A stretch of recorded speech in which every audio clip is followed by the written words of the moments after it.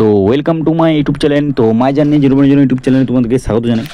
তো অনেক অপেক্ষার পর আমি একটা নতুন ভিডিও নিয়ে চলে এলাম। তো এটা যারা এক্সপিরিয়েন্স আছো ডাব্লিউপি এবং কেপি কনস্টেবল যারা এক্সপিরিয়েন্স আছো তাদের জন্য খুব একটা খুশির খবর নিয়ে চলে এলাম যে সবাই অনেক দিন অপেক্ষা করে আছে যে কবে ওবিসি কেসটা মিটবে, কবে এক্সাম হবে, কবে আমরা এক্সাম দিতে পাবো, ঠিক আছে না আদৌ এক্সাম দিতে পাবো কি পাবো না।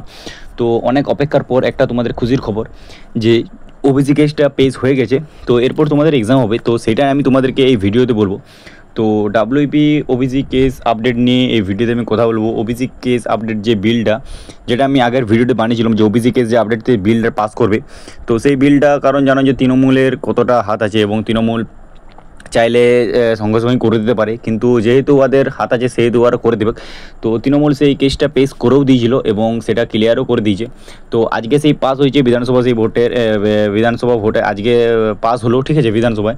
তো খুব তাড়াতাড়ি তোমাদের পরীক্ষা হবে, তো সেটা আমি তোমাদেরকে অন স্ক্রিন দেখাবো, ঠিক আছে। এবং যে লিস্টটা আমি আগের ভিডিওতে বানিয়েছিলাম যে এবং তোমাদেরকে বলেছিলাম যে কতগুলো যে লিস্ট এসেছে ওবিসি এ ওবিসি বি, সেই লিস্টটা তোমাদের দেখিয়েছিলাম এবং বলেওছিলাম। সেই লিস্টটা আগের ভিডিওতে যারা দেখোনি তারা দেখে এসো।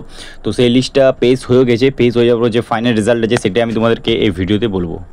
তো এটা হচ্ছে সেই তোমাদের নোটিশ, যে নোটিশটা বিল পাস করার পর যে নোটিশটা বেরিয়েছে, সেই নোটিশটাই আমি আজ তোমাদেরকে পড়ে শোনাচ্ছি। সেই নোটিশটা হলো যে মঙ্গলবার বিধানসভায় ওবিসি নিয়ে অপপ্রচার এবং বিভ্রান্তি রুখতে বক্তৃতা করেন মুখ্যমন্ত্রী মমতা বন্দ্যোপাধ্যায়।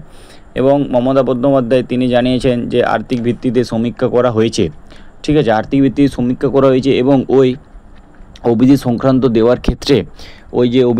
দেওয়ার ক্ষেত্রে সেখানে কোনো ধার্মিক কোনো সম্পর্ক নেই, ধর্মের কোনো সেখানে ইঙ্গিত করা নেই। মানে সেই ওবিসি কেসের জন্য যে ধর্ম বলছিল সবাই, সেই ধর্মের জন্য এখানে কোনো সমীক্ষা নেই, এটা মমতা বন্দ্যোপাধ্যায় জানিয়েছেন যে ধার্মিক সেটার জন্য কোনো সম্পর্ক নেই।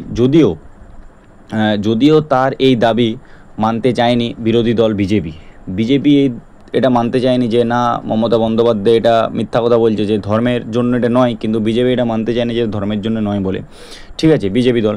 তো বিরোধী দলনেতার অভিযোগ যে রাজ্যের শাসক দলের রাজনীতির কারণে প্রকৃত ওবিসি সম্পূর্ণভুক্তরা বঞ্চিত হয়েছেন, ঠিক আছে।